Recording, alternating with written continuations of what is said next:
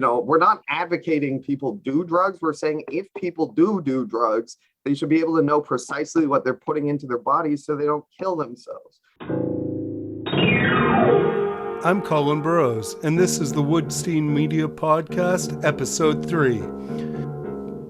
This podcast is adapted from interviews conducted for articles on woodstein.ca, and it is produced on the lands of the Mississaugas of the Credit First Nation, Anishinaabe, and Odawa peoples. This episode features an interview conducted with Eris Nyx, co-founder of the Drug User Liberation Front, aka DULF. This interview was conducted for an article that was going to deal with overdoses in the music industry, but ended up being part of a 3-part series focusing on harm reduction. DULF has been involved with other Vancouver area drug user organizations to distribute unadulterated drugs to users to stop deaths due to overdose in one of the areas that has been hardest hit during a years-long declared public health emergency in British Columbia. This podcast and Woodstein Media are independently produced journalism that you can support through Patreon or by donating through PayPal at woodstein.ca. That's WOOD-STEIN.ca.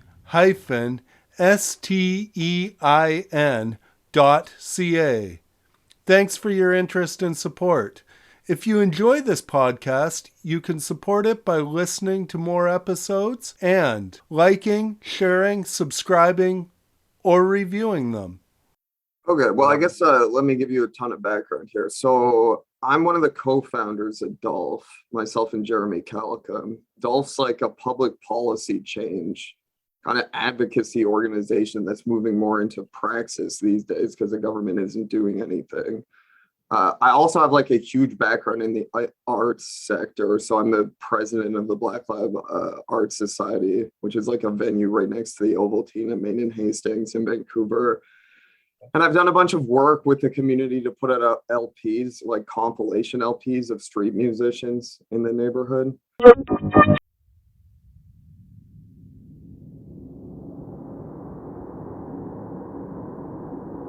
This isn't what I thought he meant.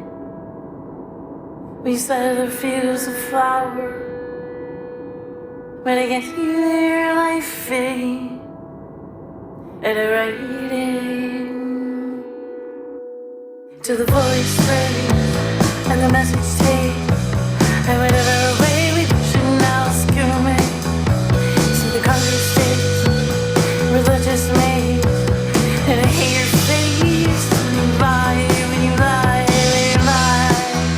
Oh, the stupid race gets a human state.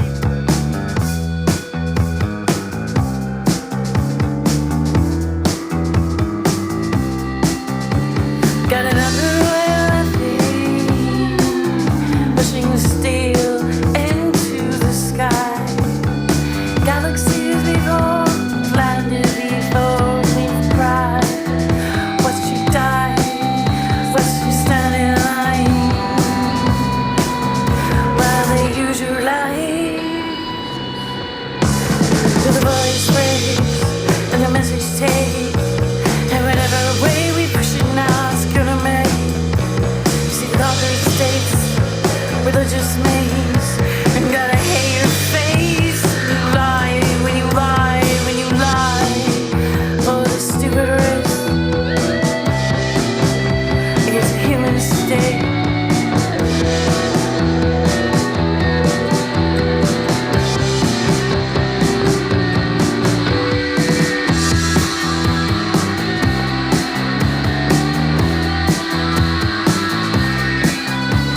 This isn't what I thought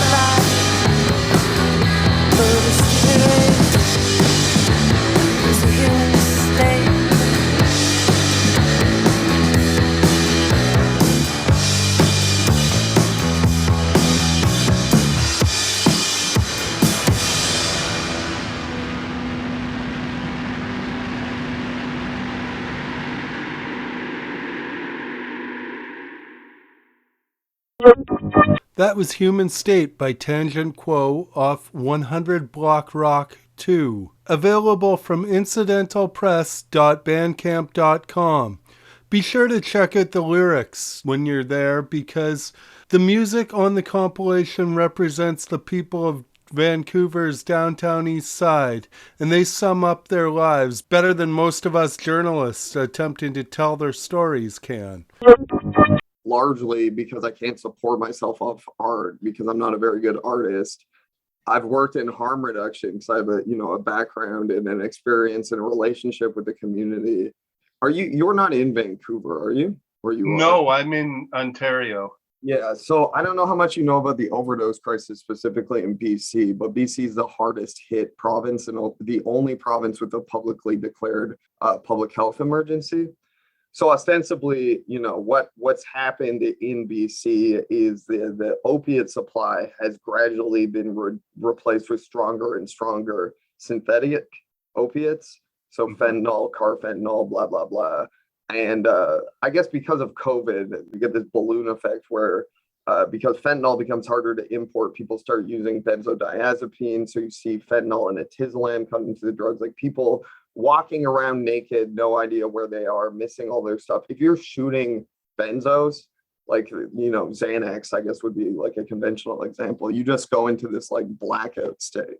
It's really bad. And I personally lived right down the street from, Main and Hastings. So I'm responding to an overdose once, a day. It's really brutal. And then, I do drugs. I've done drugs my entire life since I was 13. I have no intention of stopping doing drugs. I guess I'm more like a motorhead. I take speed all day to work a lot. I work 20-hour days. And then I take downers to sleep.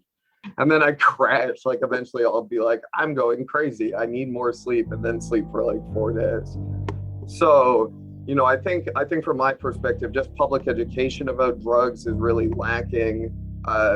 People are drugs are bad, but I'm alcohol is the most dangerous drug of all, both for society. If you look at any kind of peer-reviewed journal or academic paper, it's alcohol is the worst one, but it's regulated.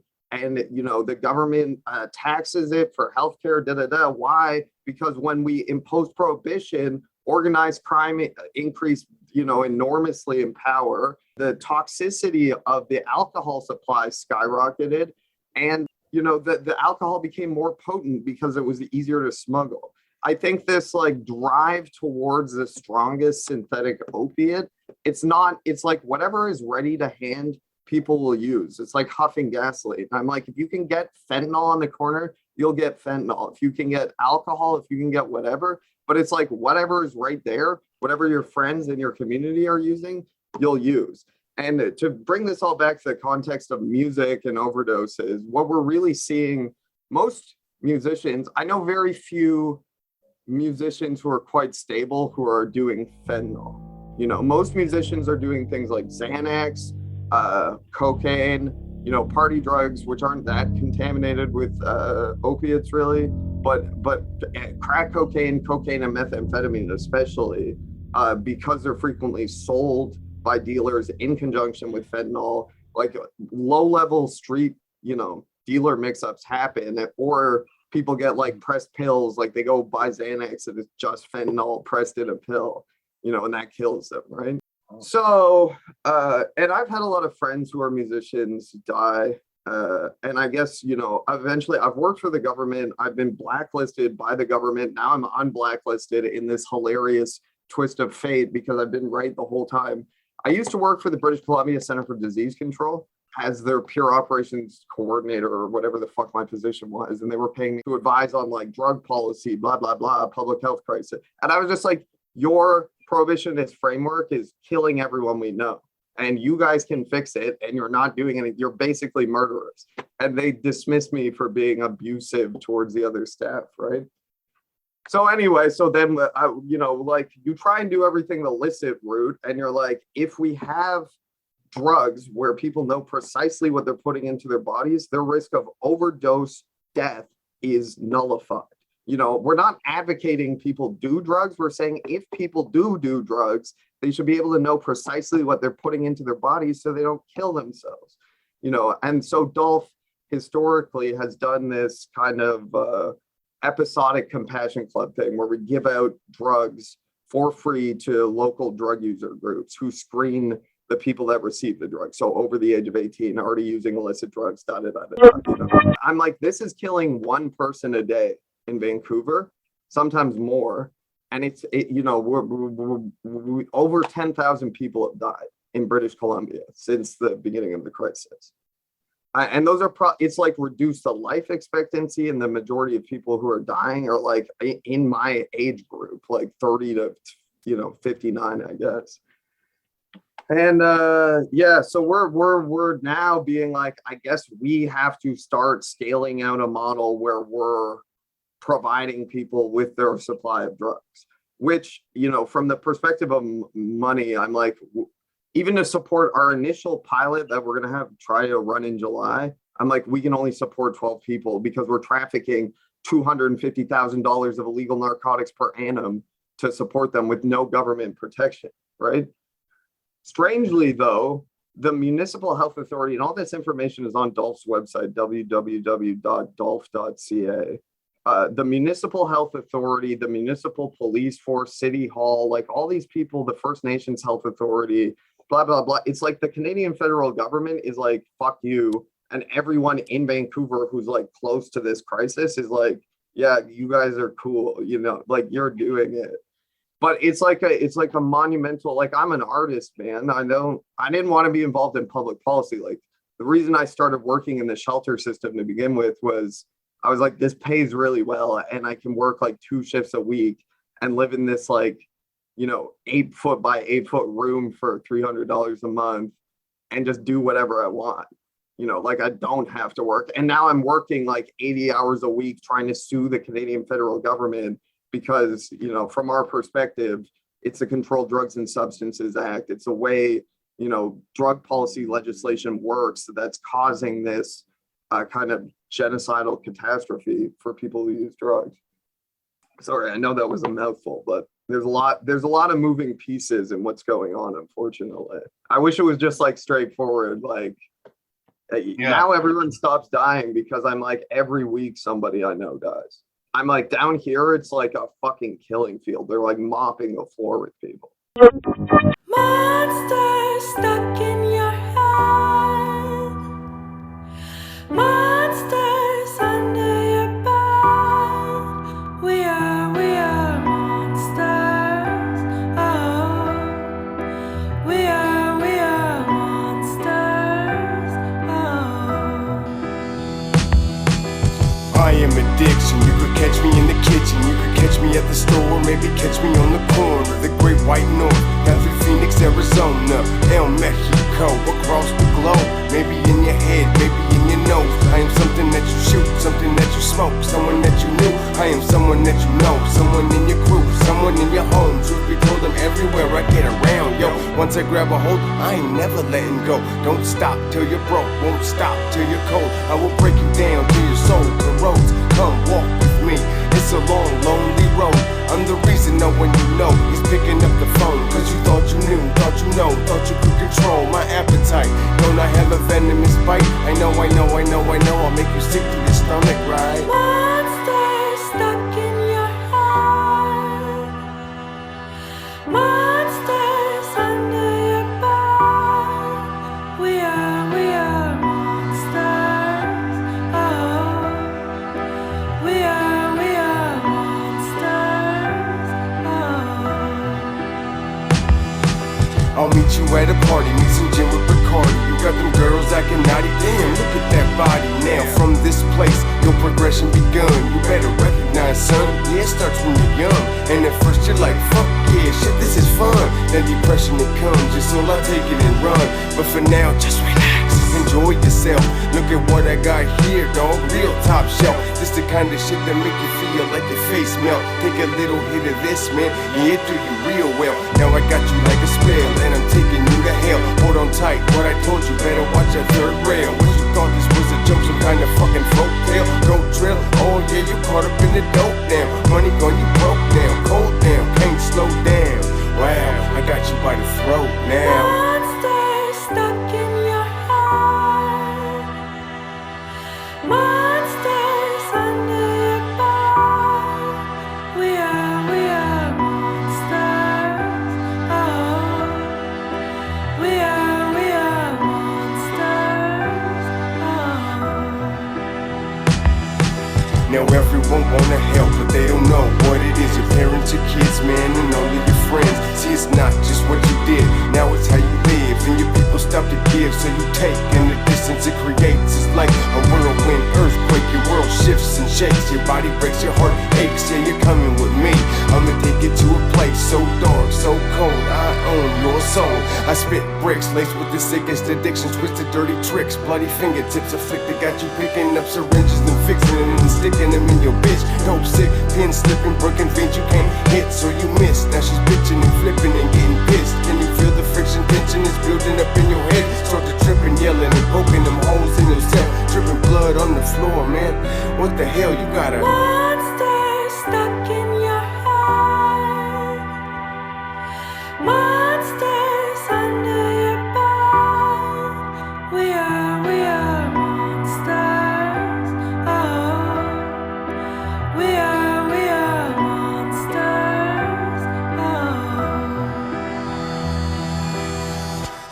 Oh.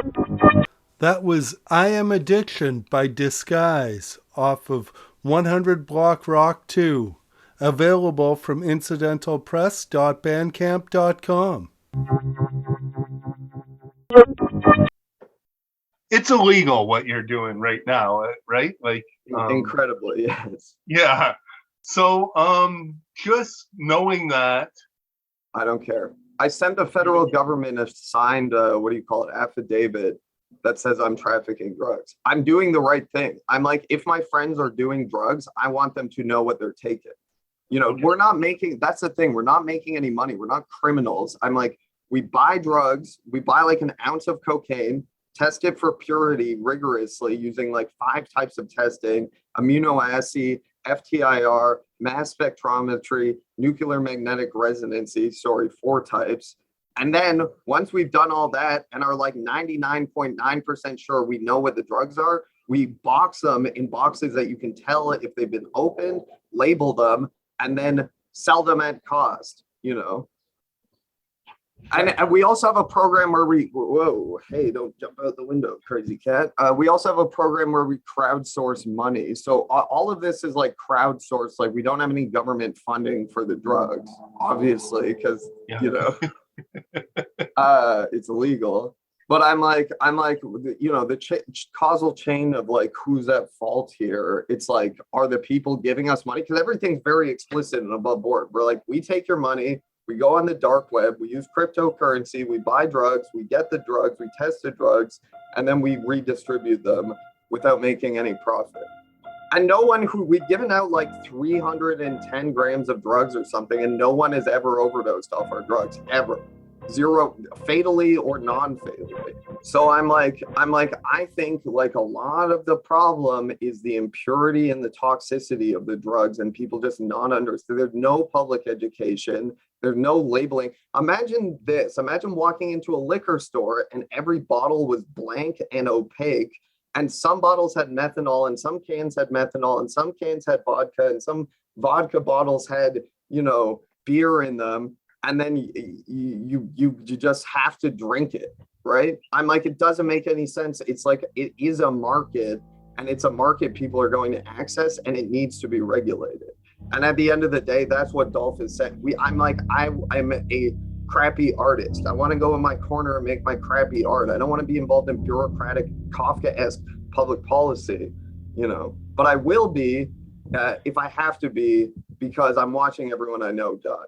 And a lot of artists, I think trauma breeds great art, and trauma also is a fountainhead of a lot of chaotic drug use, right? You can use heroin in a functional way your entire life. I'm like, is that fun? No. Is being a fucking alcoholic fun? No. I'm like, right? It doesn't matter what the drug is. If your relation to it is problematic, it's going to be problematic. I'm like, you can do heroin once in a while. And it's an immature kind of Ronald Reagan, Ronald McDonald, Ninja Turtles, 1980s war on drugs opinion that like one hit and you're hooked. I do all the drugs we give out personally before we give them out to be like, yep, that's that. But I'm like, it's about moderation and not overdoing it, not being a fucking idiot, right? It's like when you watch children drink and they're just slamming back liquor and you're like, oh man, you're going to be pissing your pants in the corner of the venue in, 10 minutes from now. Okay. You mentioned how it works. Crowdsource money, buy from the dark web, make sure it's clean, you distribute it. But on the education side, what do you do? You mean around the folks taking the drugs? Yeah, So we only distribute to people we know, basically. Okay.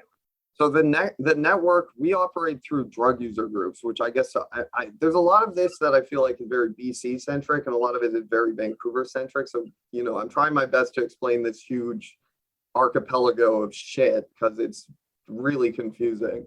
But in Vancouver, there are by and for drug user groups, and what I mean is they're nonprofits that drug users run. Their board of directors are all people who use drugs. Their membership is all people who use drugs. They have membership screening to make sure people are using drugs, when they join. And the ones we work with are the Vancouver Area Network of Drug Users, VANDU, which is probably the biggest and the one most people know.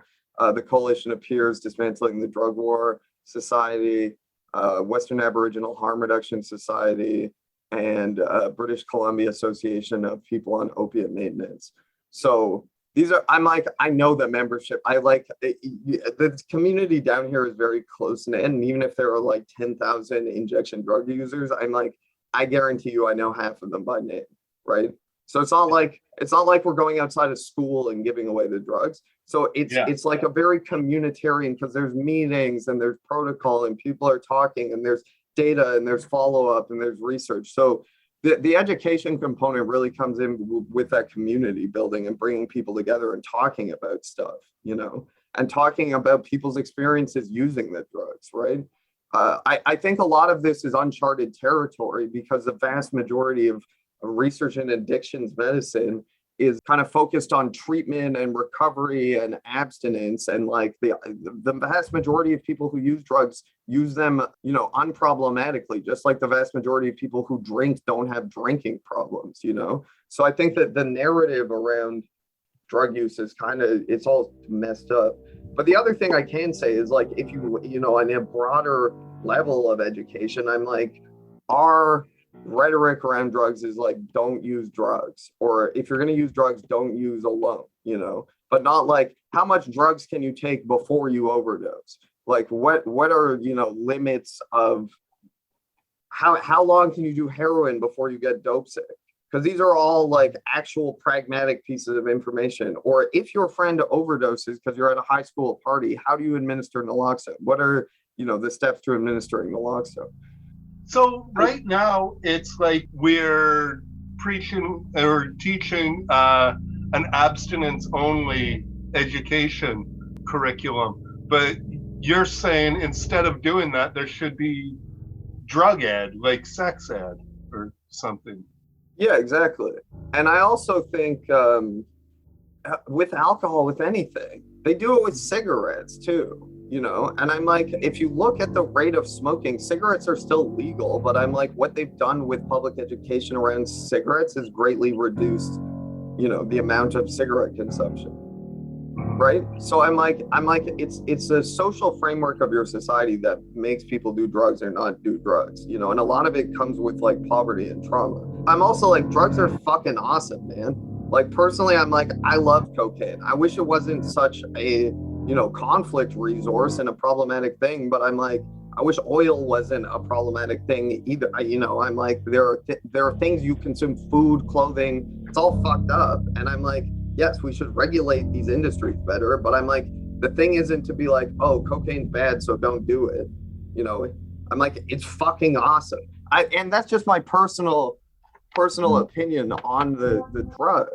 And I'm like, different strokes for different folks. Some people like smoking weed. Some people are like, this makes me a paranoid, neurotic mess, I'm just like, whatever, you enjoy doing that helps you live an authentic and healthy life. I feel like if I didn't do drugs, I'd go so crazy living in this fucking hellscape dystopia. I'd, be shooting cops or something. I'd be in prison forever, right? And there's so much stigma. And I think a lot of musicians that die are, it's like, oh, they were hiding their drug. We didn't know. Not in every case. I'm not like Lil Peep or something, but I'm like, a lot of my friends who are musicians who passed away from opiate use, didn't want to talk about it. And it was a very like shameful and stigmatized thing in the community, because I'm like more involved in the punk scene than anything else, but I'm like very like shameful. Like everyone's doing coke in the bathroom, but like someone's doing heroin and everyone fucking loses their mind. And I'm just like, all the drugs are the same. It's just your relationship with the drugs that becomes a problem. And other people's attitudes towards you doing drugs. Because I'm like, if everyone's like drugs are bad around you, you're not going to want to talk to anyone if you do have a problem. Yeah, definitely. So you were bringing it back there to music and the punk scene. Do you want to expand on that more so that I can write a focus on that and your involvement there and how that relates back to DULF? Yeah, I mean, the relationship, DULF is a very aesthetic-oriented institution. I'm like, it's a very protest movement kind of aesthetic-related thing. Like, we're like, here are the boxes. Like, look how good this looks. But I'm like, the background for that is like Virgil Abloh, like Off-White, like Public Image Limited, when they did that, like an album thing, like the jewel packaging, like, I feel like No Trend or some other band did some like similar shit where it was just like very generic packaging. I'm like, the aesthetic origins of DULF, or even having our logo so simple. I can't remember if it was Black Flag or Crass, but someone was like, you got to do something people can just spray paint everywhere. Something that just like DULF is easy to write. It's not like some long confusing acronym no one can remember. And just having the fire thing, which I didn't personally design, Jeremy's partner actually did, but I'm like, it's a very, punk oriented aesthetic. In terms of music, I guess I play in this band Dust Blaster, and our lyrical content and I guess stage presence and general media presence is very controversial.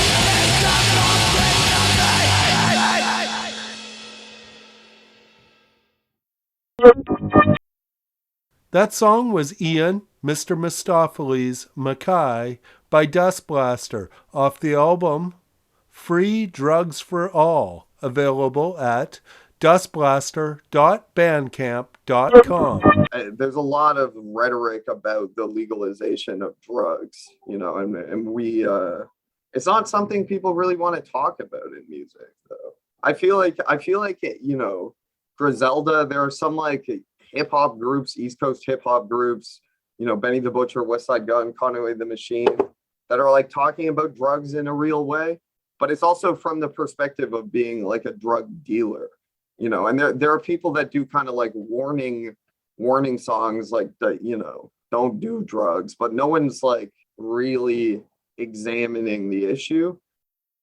I also, though, collaborate with this band Crack Cloud, and their whole kind of shtick is like, we were fucked up people, and then we stopped using drugs, and now we're in like recovery, and this band's like a recovery project. But I think some of their commentary around, you know, drug use and people's relationships with drugs and people's relationship with each other on and off drugs, you know, as much as people are like, oh, this band's so problematic, I collaborate with them because they have something intelligent to say. And I think that's just something I find lacking in music generally these days. I'm like, everyone's just, you know, going on stage and jerking off. Like, I don't really have time for it. And especially in punk, I keep showing up. I run a venue, you know, so I can get into all the shows for free, but I keep just showing up and being like, I hate this, I'm leaving. I'm just like, you know, go up there and like bare your heart and like say something. But I'm like, if you're just there to have a fashion show, I'm not really interested, right? Life's too short for that.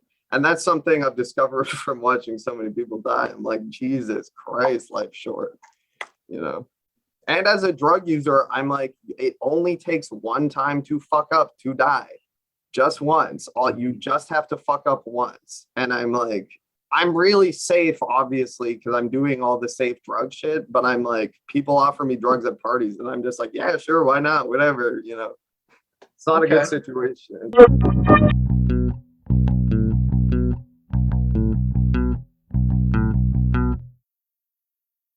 My cross is the fix within the prick. Boss likes it when I can make it stick. Trace back to a time unsubsidized, where loving meant living without disguise.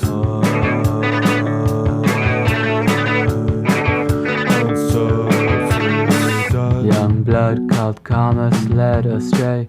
Black market is viral in our day. Politician target savage streets. Discreet use of the cyber police.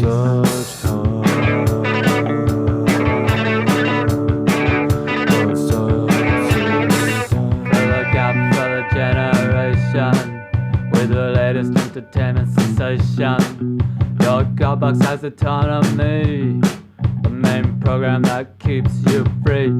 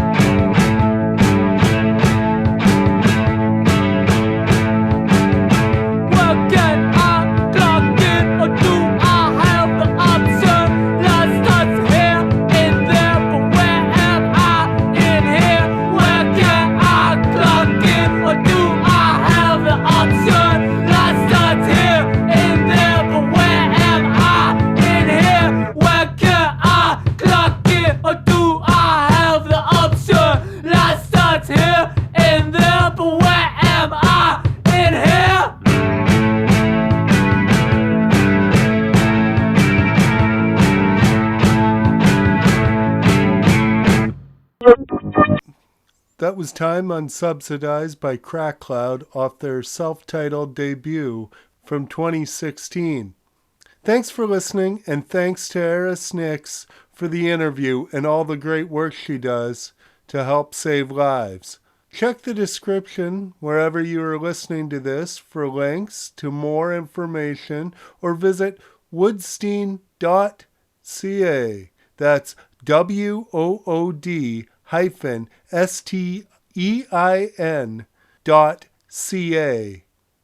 You can support this podcast by becoming a patron at patreon.com/Colin Burrows.